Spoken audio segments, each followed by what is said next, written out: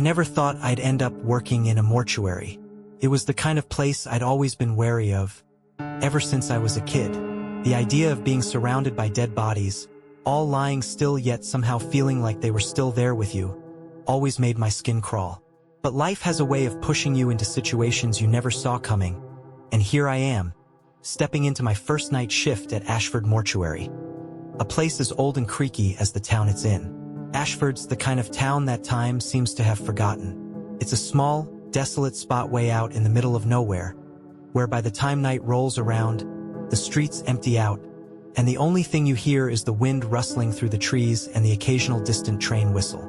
The morgue itself is tucked away on the far side of town, past rundown houses and a cemetery that stretches out like a black ocean under the moon. The building's from the 1930s, gray paint peeling off the walls, heavy oak doors that creak, and a brass sign that reads Ashford Mortuary.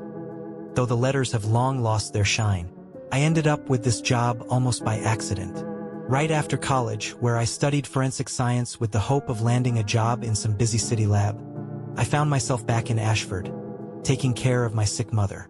When she passed away, I didn't have much keeping me in the town, but I also didn't have anywhere else to be. The local funeral home needed help, and Mr. Everly, the mortician, was happy to find someone to cover the night shifts he was too old to handle. Mr. Everly was a kind, tired man, a little hunched over with eyes that seemed to hold 1,000 stories. He showed me around on my first day, explaining how things worked, the paperwork, the autopsy tools, and the cold storage units. But there was one thing he made clear. The night shift's different, he said, casting a long look down the dim hallways. You'll be on your own, but just stick to your routine and don't wander off too far. I brushed off his words, thought he was just an old guy set in his ways. But when he handed me the keys, there was something in his gaze, something like caution or maybe pity, that made me pause for a second. His hand stayed on mine for a moment before he gave me a nod and walked off. The first hour of my shift was quiet. I filled out some paperwork, got myself familiar with the process, and listened to the hum of the cooling units. It felt almost peaceful, strangely calming, considering the work. It was around midnight when I first heard it. The creak of the main door opening, followed by the sound of slow, shuffling footsteps down the hall. I turned around, expecting to see one of the medical examiners who occasionally stopped by to finish their reports. Instead, there was an old man standing in the doorway of the autopsy room. He wore a gray suit that had clearly seen better days, the kind that looked like it came from another era. His hair was thin and silvery white, slicked back in a style that was long past its prime. Despite his age, he stood tall, hands clasped behind his back, staring into the room. "You must be the new assistant," he said, his voice raspy, like dry leaves crunching underfoot. "Name's Samuel." I nodded, trying not to look surprised. "I'm Alex. Didn't think anyone else would be here this late." He gave me a tight-lipped smile, one that didn't quite reach his eyes. "I've been around here longer than you'd guess. Thought I'd stop by and give you some advice. Night shifts can be tricky." I didn't think much of it. Probably just an old-timer who used to work here. He gave me some advice on handling the bodies, speaking in vague terms, but one thing he said stuck with me. "You'll want to lock that third storage unit 3 times. Every time. Trust me, lad. Keeps things where they belong." His pale, unblinking eyes stayed locked on the cold storage unit like it held some kind of secret. I almost laughed at the oddness of it all, but there was something about his tone that made me pause. "All right, I'll keep that in mind," I said, playing along. He gave a satisfied nod and shuffled off down the hall, his footsteps fading into the shadows. A few minutes later, I found myself standing in front of the cold storage unit he'd mentioned, number 3. I remembered Samuel's words, and with a shrug, I decided to follow his advice. I turned the key once, then twice, then a third time. Each click of the lock sounded louder than it should have in the quiet room. And then I heard it.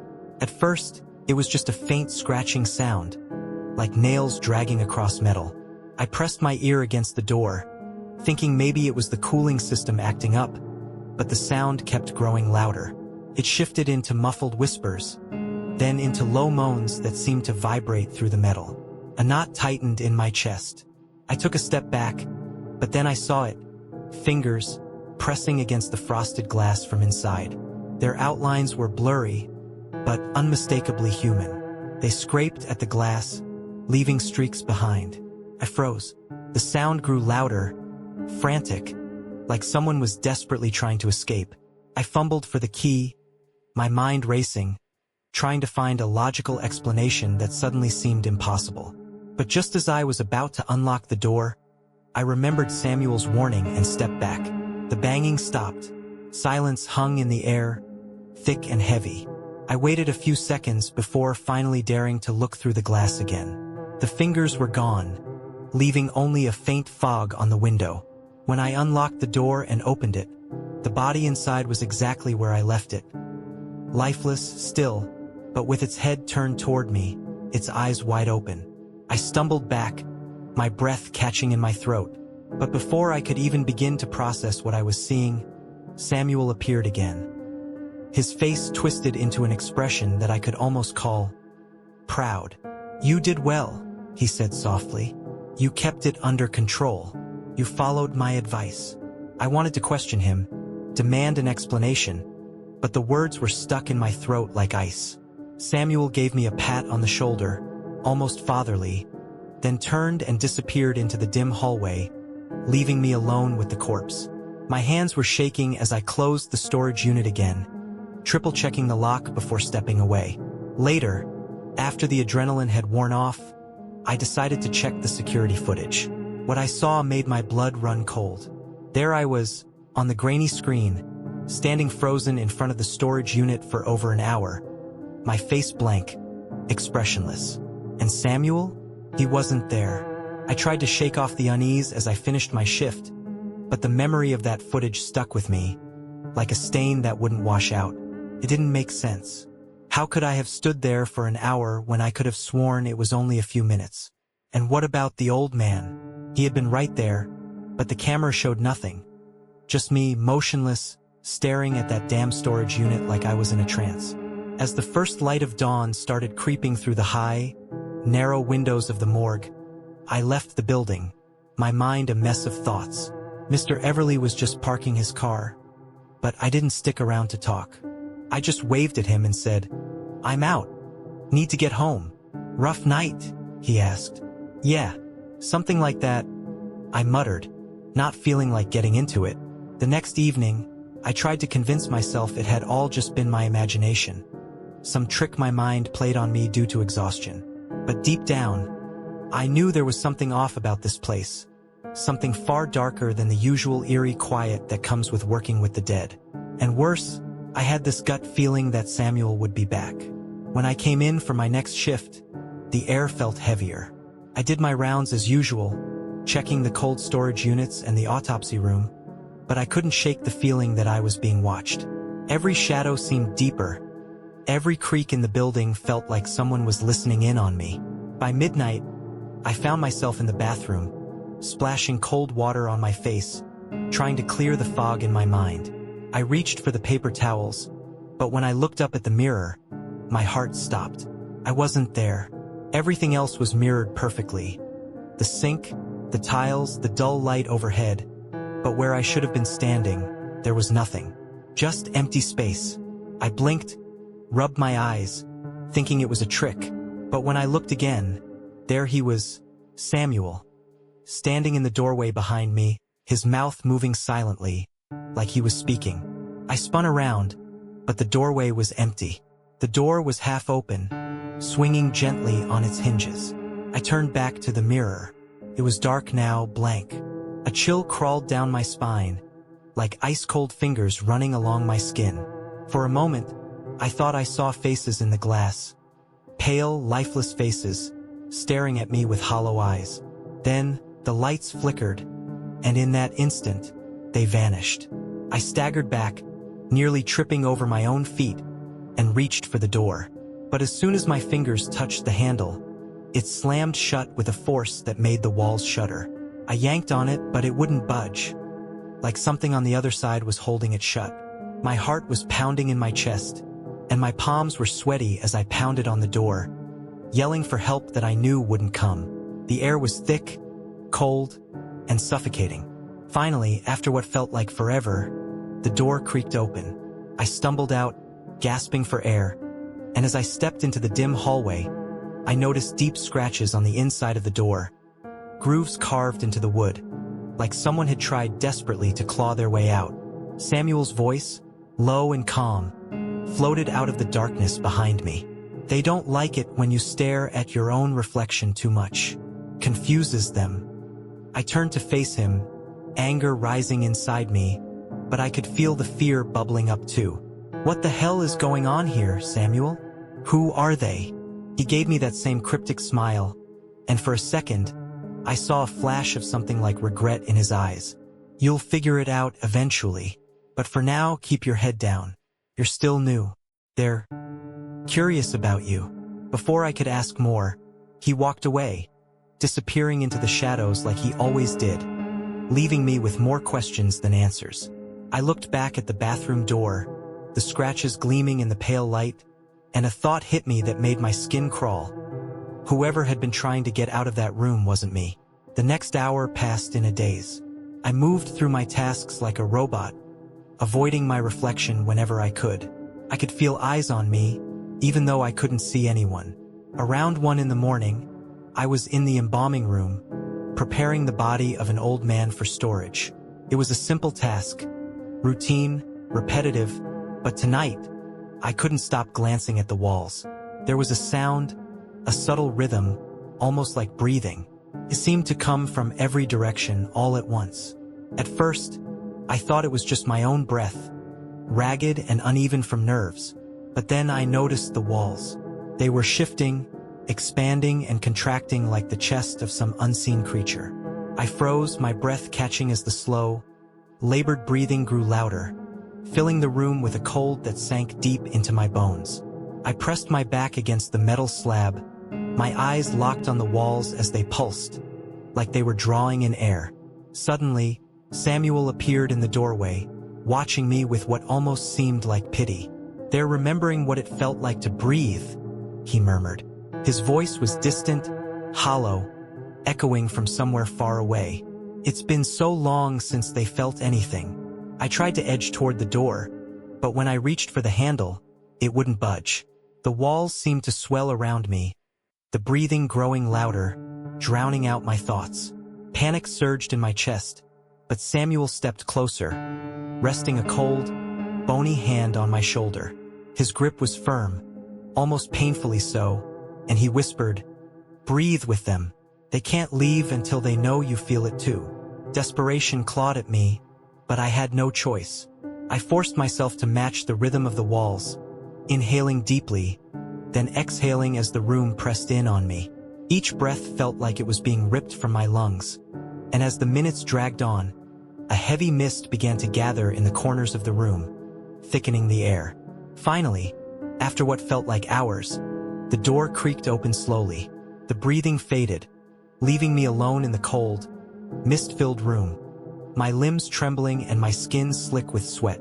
I turned to thank Samuel, but he was gone, leaving me with only the faint echo of his last words hanging in the still air. After that encounter in the embalming room, the night seemed to stretch on forever. The air felt thick with dread, and every little sound, the drip of water from a leaky pipe, the groaning of old wood, made my skin crawl.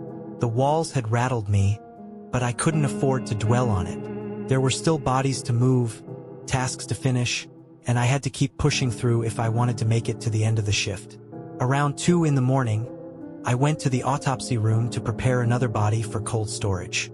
The room was dimly lit by a single overhead light, casting long shadows that flickered in the corners of my vision. I was halfway through lifting the body onto a gurney when I heard a faint, high-pitched sound that sliced through the silence like a knife. I froze, straining to figure out what it was. At first, it was soft, almost like wind, but then it became clearer, and I realized what it was. Crying. A child's cry. It echoed down the hallway, distant but unmistakable. My skin went cold. I set the gurney down, my hands shaking, and moved toward the door, peering into the dark corridor beyond. The crying continued, growing louder, more desperate. It was coming from somewhere down the hall, toward the cold storage units. I told myself it couldn't be real, but as I walked down the hallway, the crying grew clearer, turning into gut-wrenching sobs that twisted my insides. I reached the cold room where the sound seemed strongest and stepped inside.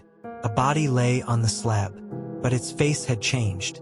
Tears were streaming down its sunken cheeks, pooling on the metal table below, and its eyes, those wide, lifeless eyes, were open now, staring directly at me. The crying came from its mouth, though it never moved, the sound pouring out in a thin, reedy wail that filled the room. I stumbled back, my heart hammering in my chest, my mind unable to process what I was seeing. That's when Samuel appeared again, stepping out from the shadows as if he'd been waiting there the whole time. "They don't all go quietly," he said, his voice calm, almost detached, like he was talking about something ordinary. "Some of them hold on too tight. They forget what they are." I looked at him, trying to force words out through the fear choking me. What do I do?" Samuel's expression softened just a little, and he reached into his pocket, pulling out 2 tarnished silver coins. He walked over to the body with a deliberate, measured pace and placed the coins over its eyes, muttering something under his breath, words that sounded like a prayer, but in a language I didn't recognize. The moment the coins touched the corpse, the crying stopped. Its eyes slid shut, and its face relaxed, returning to the stillness of death. He turned to me, his hand still resting lightly on the body's forehead. "You'll need to learn this. It's not enough to be strong, lad. You've got to know the old ways. Keep the dead where they belong, or they'll start taking more than just your time." "What do you mean, taking more?" I asked, but Samuel just shook his head, slipping the coins back into his pocket as he walked past me. He paused at the doorway, glancing back over his shoulder, a shadow crossing his face. "Perform it wrong, and they might take more than just coins from you," he said softly. His words hung in the air long after he disappeared into the darkness, leaving me alone with the body and the quiet drip of water somewhere in the distance. I didn't see Samuel for a while after that, but his warnings clung to my thoughts like a stain I couldn't scrub away. I started carrying a few spare coins in my pocket, though I had no clue if they'd make any difference. It wasn't much, but it made me feel a little less powerless. I went through the motions of my duties, my senses on edge, watching every shadow, listening to every change in the air. The building seemed to have a pulse of its own, like something hidden in the walls was watching, waiting for me to slip up. Sometime after 3 in the morning, the air grew unnaturally still, like the whole building had fallen into a deep, eerie silence. I was walking down the hallway outside the autopsy room when I heard footsteps. At first, they were faint, like the soft padding of bare feet on tile. But then they grew louder, echoing through the empty hallways, following me wherever I went. I spun around, expecting to see Samuel playing some twisted joke. But the hallway was empty, shadows gathering in the corners like thick ink. The footsteps continued, steady and relentless, matching my pace as I walked faster, then broke into a run. It was like someone was walking just behind me, always a few steps out of view. Panic surged through me, but as I ran, Samuel appeared, standing inches away from me, his pale eyes staring without blinking. I almost ran right into him, stopping myself just in time, my breath coming in short, frantic bursts. He placed a finger to his lips, slow and deliberate. "They like to pretend they're still alive," he whispered, his voice barely audible, like a breath in the still air. "But you mustn't turn around no matter how close they get. Acknowledge them, and they'll become too real." My mouth went dry, my tongue heavy, trying to ask him something, but before I could speak, Samuel stepped back and vanished into the shadows. The footsteps, now right behind me, grew faster, their rhythm erratic, filled with an urgency that sent chills down my spine. Cold breath brushed the back of my neck, and I felt the weight of something close, pressing in. I forced myself to keep moving, fighting the overwhelming urge to turn around and face whatever was behind me. My heart pounded in my ears, my legs moving on autopilot, each step an act of defiance against the rising fear. The footsteps seemed to surround me, closing in from all sides, but I kept my eyes forward, refusing to look back. Eventually, the footsteps began to fade, retreating into the distance until all I could hear was my own ragged breathing. I slumped against the wall, the tension draining from my body in a wave of exhaustion. I stayed there for a while, trying to catch my breath, until the building's unnatural silence settled over me like a shroud. The rest of the night dragged on with a heavy weight pressing down. The minutes seemed to stretch into hours.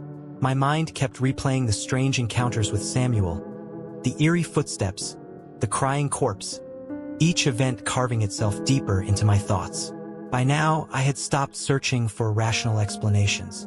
Whatever was happening in this place was beyond reason, beyond the natural world. But deep down, I knew I had to make it through the night. Dawn was my only hope, a sliver of light that might push back the shadows lingering in the morgue. It was getting close to 4 in the morning when I heard the chime of a bell from the reception area. A faint, metallic ding that sent a chill through my already frayed nerves. The morgue was locked up tight, yet the sound echoed through the empty hallways, clear and insistent. I approached the waiting room cautiously, each step hesitant. My flashlight beam cut through the darkness, revealing the worn, threadbare chairs. In the far corner of the room, there sat an elderly woman with her face hidden beneath a wide-brimmed hat.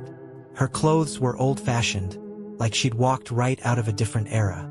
The fabric was faded and worn. She didn't react as I entered, sitting rigidly with her hands folded in her lap. I cleared my throat, trying to mask the unease gnawing at my insides. "Ma'am, I'm sorry, but this place is closed. How did you get in?" My voice wavered, and the question came out more like a plea than anything else. She lifted her head, revealing a pale, gaunt face lined with deep wrinkles. Her eyes, hidden under the brim of her hat, looked empty, like bottomless pits of darkness. When she spoke, her voice was brittle, like dry leaves rustling in the wind. "I'm here for my son.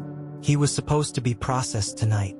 Her words lingered in the air, each syllable carrying a weight that made my skin crawl. I swallowed hard, trying to hold it together. I'm not sure what you mean. There's no record of anyone coming in tonight." She shook her head slowly, a tremor running through her frail form. No, you're mistaken. My son is here. I must see him before I leave. Please." Her voice cracked on the last word, a note of desperation creeping in that made the hairs on the back of my neck stand on end. I glanced down at the logbook on the reception counter, flipping through the pages with shaking hands. But there was no record of anyone matching her description.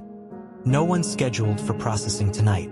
As I flipped through the pages, a chill ran through me. My own name stared back at me, written neatly in the margins with tonight's date and time, as though I had been cataloged alongside the dead. I looked up quickly, but the old woman was gone.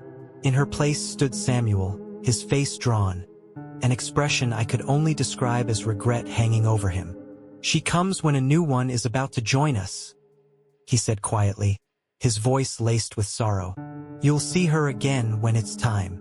I stepped back, my pulse pounding in my ears, trying to make sense of his words. "What do you mean, a new one? I'm not." The words died in my throat, replaced by a sudden, awful realization. She thought I was. Samuel met my gaze, his eyes filled with a sadness deeper than any of his cryptic warnings. "You've been marked, lad. You wouldn't be here otherwise. This place, it calls to those who stand between both worlds. It's no accident you took this job."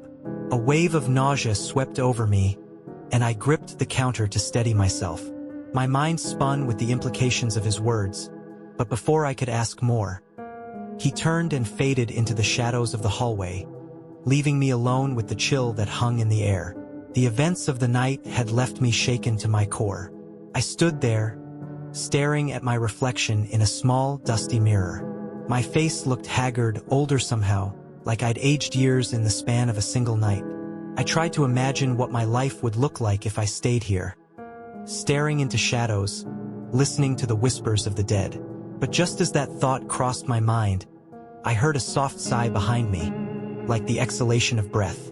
I turned slowly, expecting to see Samuel again. But there was nothing, just the dark, empty hallway stretching out behind me. My heart raced in my chest, and I knew, deep down, that my time here was running out. A few minutes later, I found myself standing again in front of cold storage unit number 3. The metal door gleamed in the dim light, its frosty window clouded by a thin layer of condensation. My fingers were numb and shaking as I reached for the key. I turned the lock once, twice, then a third time, the clicks echoing in the quiet. But as I pulled my hand away, I heard a faint murmur. A low voice coming from within the locker, whispering my name. Alex! My breath hitched. The voice was familiar, but distorted, like a memory being dragged through water. Against my better judgment, I leaned closer to the glass, peering into the dark recesses of the storage unit. For a moment, I thought I saw my own reflection staring back at me. Pale, gaunt, with hollow eyes, but then it moved. The lips curled into a smile, but it wasn't mine. I staggered back, my heart thundering in my chest. Before I could catch my breath, Samuel appeared beside me. His presence as sudden and unsettling as ever. He looked at me with an intensity that I hadn't seen before, his expression grim, his words carrying a weight that sunk deep.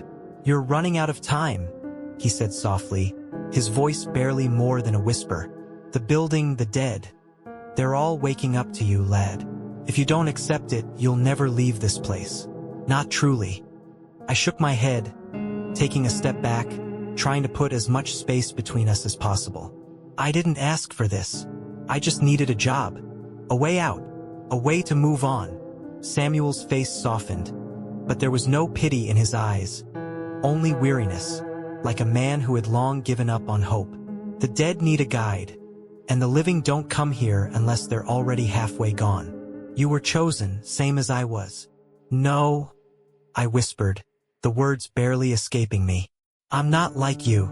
He took a step closer, his shadow stretching across the walls, dark and imposing. "You'll have to face them, then. All of them." His words wrapped around me like a poison, heavy and unrelenting. He reached out a hand as if to offer some final comfort, but I recoiled, fury rising inside me.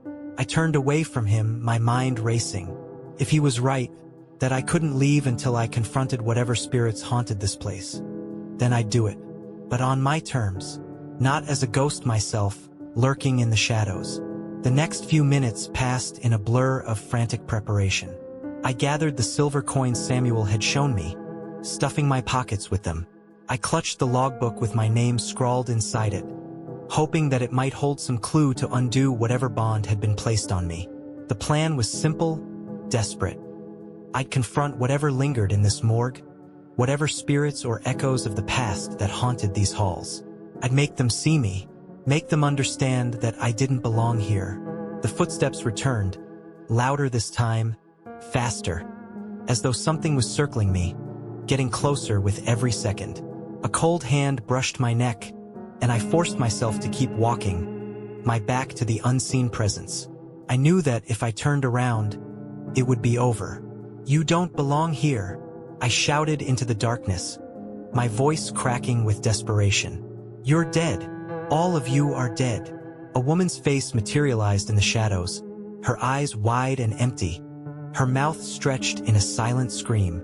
Her hand reached for me, claw-like fingers curling, but I threw a coin into the darkness between us. Her figure flickered, then dissolved into a mist that hung in the air, leaving behind a bitter, acrid smell. More came, faces twisted with rage, sorrow, longing, hands reaching out from every corner of the morgue, their whispers like a tidal wave crashing in my ears. With every passing second, I felt myself growing weaker, like the building itself was sucking the life from me. I stumbled into the waiting room, clutching the final silver coin in my hand, my vision blurring with exhaustion. And there she was again, the old woman in the wide-brimmed hat, sitting calmly in her chair as if she had been waiting for me all along. Her eyes glimmered in the half-light, and when she spoke, Her voice was like the crackling of dry leaves. "You've done well, child, but you can't cheat the shadows forever." Her words cut into me like a knife, and I collapsed to my knees, the last of my strength slipping away. I reached for the ledger in my pocket, but it felt like dead weight, dragging me deeper into the darkness. She stood, her form sharpening as she stepped closer, her face hardening into one of sorrow and pity. "Do you see now?" she whispered, bending down until her face was inches from mine. "You were always meant to stay." The woman reached out, her hand cold as winter's breath, and gently touched my cheek. I clutched the silver coin, pressing it against her hand. She recoiled with a hiss, her face twisting into a mask of rage. For a moment, I thought she'd tear me apart. But then, her form began to dissolve into threads of shadow, fading away like smoke. Her whispers lingered, slipping into the dark, leaving me kneeling on the cold, tiled floor, heart pounding in the silence. I don't remember how long I sat there, slumped against the reception counter. But when I finally managed to push myself up, I caught a glimpse of my reflection in the glass doors. My face was older, etched with exhaustion and something deeper, a kind of weariness that mirrored what I'd seen in Samuel's eyes. It was around 5 in the morning when I decided to head down to the basement and dig through the archives. Old records, anything that might help me understand how the strange cycle had begun. The basement was a maze of narrow shelves, stacked high with yellowing files and dusty ledgers, the air thick with the smell of mildew and decay. As I sifted through the piles, the pressure in my chest grew, like time was slipping through my fingers faster than I could keep up. Eventually, I found a box labeled Ashford History and pulled it open, my fingers brushing against brittle newspaper clippings and photographs that disintegrated at the edges.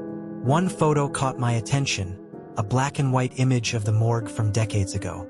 In front of the building stood a younger Samuel, his face stern and emotionless, standing alongside a group of men who wore similar expressions. But what stood out most was the figure in the doorway behind them. Its features were blurred, but something about it felt eerily familiar. The longer I stared at the photograph, the more I realized that the figure in the background looked strikingly like me. My hands trembled as I set the photo down, my breath growing shallow in the dim light. It didn't make sense, none of it did. But the implications churned in my mind like a sickness. Was I just another link in a chain that had been repeating itself for generations? And if so, was there ever really a way out? As I flipped through more papers, I came across a journal, its leather cover cracked and stained. The writing inside was rushed, frantic, each page growing more desperate as it went on. They see me. They follow me in the dark. I can hear them whispering my name. I am becoming part of this place, just like those who came before me. But there has to be a way to sever these ties, to give them peace without binding myself to their fate. Maybe if I face them, confront what lies beyond the veil. But the cost may be too high. The final entry was smudged, the ink smeared as if written by a trembling hand. If you are reading this, then you are the next. Know that you have a choice, but choices are never without cost. Find the ledger, and you will find your answer. I stared at the words, a sense of grim resolve settling over me. I made my way back to the cold storage unit, the journal in one hand, the silver coin in the other. The building felt alive in a way I couldn't explain, the air heavy with whispers that seemed to brush against my skin. The shadows swirled around me, moving with a will of their own, guiding me toward the third unit where the ledger lay open on the counter. As I neared it, the temperature dropped sharply. Frost began creeping over the glass of the storage doors, and the whispers grew louder, until they formed words that scraped at the edges of my mind. Stay with us. You belong here. Join us. I ignored them, focusing on the ledger. I flipped through the pages until I found the entry with my name. Fresh ink that seemed to shimmer in the dim light. Next to it was a small, empty space just large enough for a signature. Samuel's words echoed in my mind. You have a choice, but choices are never without cost. My hand hovered over the ledger, the pen shaking between my fingers. I could sign it, accept my fate, and become the caretaker like Samuel before me. Or I could do what he had been too afraid to do, confront the restless spirits, force them to move on, and deal with whatever consequences that might bring. I took a deep breath, steeling myself against the fear gnawing at my insides, and turned away from the ledger. "I'm not signing it," I said, my voice ringing out in the empty halls. For a moment there was silence. Stillness so complete that it felt like time itself had paused. Then the building groaned. The walls shook with a low rumble, vibrating through the floors, the air itself trembling. The shadows converged, taking shape in the darkness, forming faces, twisted, mournful, filled with a yearning that gnawed at my soul. They surged toward me, their hands outstretched, their eyes wide with an emptiness that threatened to swallow me whole. I forced myself to meet their gaze, to hold onto the last shreds of defiance that kept me grounded in reality. Then, I spoke the words from the journal, an incantation that bound the dead. But I twisted the final line, changing it from one of containment to one of release. "Be at peace," I whispered, my voice cracking, my breath turning to mist in the frigid air. "This place is not for you anymore. Go beyond. Leave me behind." The words felt strange on my tongue, as though they weren't mine at all. The groaning of the building deepened, turning into a rumble that shook the walls, sending dust raining down from the rafters. The faces began to blur, their features fraying and distorting until they were nothing more than dark shapes caught in a current I couldn't see. The shadows began to fade, retreating into the corners of the room, slipping into the cracks in the walls until all that remained was silence. A deep, heavy silence, as if the entire world had stopped moving. I opened my eyes, my vision blurry from the tears I hadn't realized I'd shed, and took in my surroundings. I stumbled forward, bracing myself against the counter as I gasped for breath, my mind struggling to make sense of everything that had just transpired. My fingers brushed the ledger, and I looked down at the page where my name had been written. The ink had faded, the letters smudged as if wiped away by an unseen force. I stared at it, a wave of relief sweeping over me. It was done. I had broken the cycle. The spirits had been freed, finally released from whatever had bound them to that place. I spent the next few minutes walking through the halls, looking for any lingering traces of the entities that had once haunted the morgue. But the building felt different now. Emptier, quieter, like a house long abandoned but finally rid of its ghosts.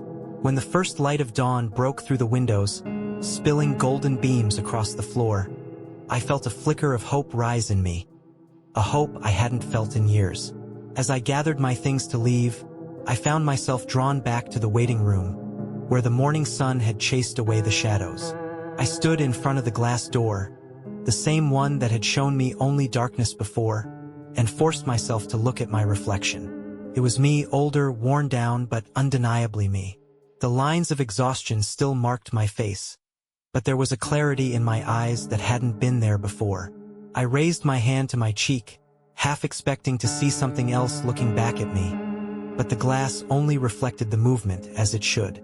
I turned to leave, but as I moved toward the front door, I hesitated, glancing back over my shoulder one last time. The silence of the building pressed in around me, and for a moment, I thought I saw a figure standing at the farthest end of the hallway, its silhouette outlined by the morning light. Samuel. He stood there, watching me with a faint smile, a look of something like approval in his pale eyes. He raised a hand in a gesture that almost seemed like a farewell, and I blinked, expecting him to fade back into the shadows. But instead, he simply disappeared, dissolving into the light that sliced across the hallway. A shiver ran through me, but I forced myself to turn away, focusing on the door ahead. I pushed it open, the hinges creaking in protest as fresh air rushed in, bringing with it the scent of pine and damp earth. The world outside the morgue felt alive, vibrant, filled with the energy of the morning. I stepped out into the daylight, blinking against the brightness, and felt the warmth of the sun on my face.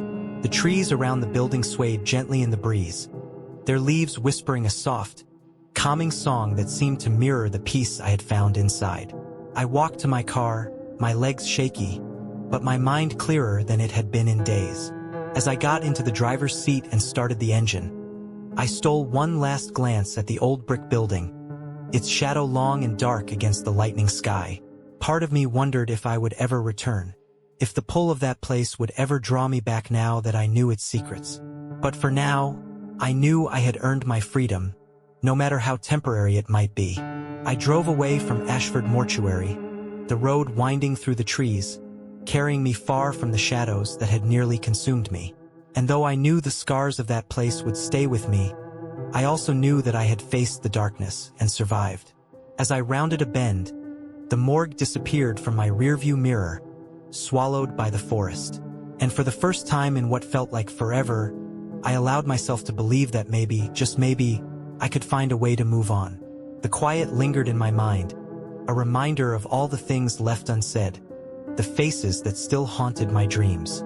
I thought of Samuel, his eyes filled with that strange, sad wisdom, and wondered if he had found peace in the end, or if he still lingered somewhere between those walls, watching over the place he had once called home. And as I drove into the rising sun, a single thought whispered through my mind. A breath, a shadow, the faintest echo of a voice. Your shift is over when you've made peace with it.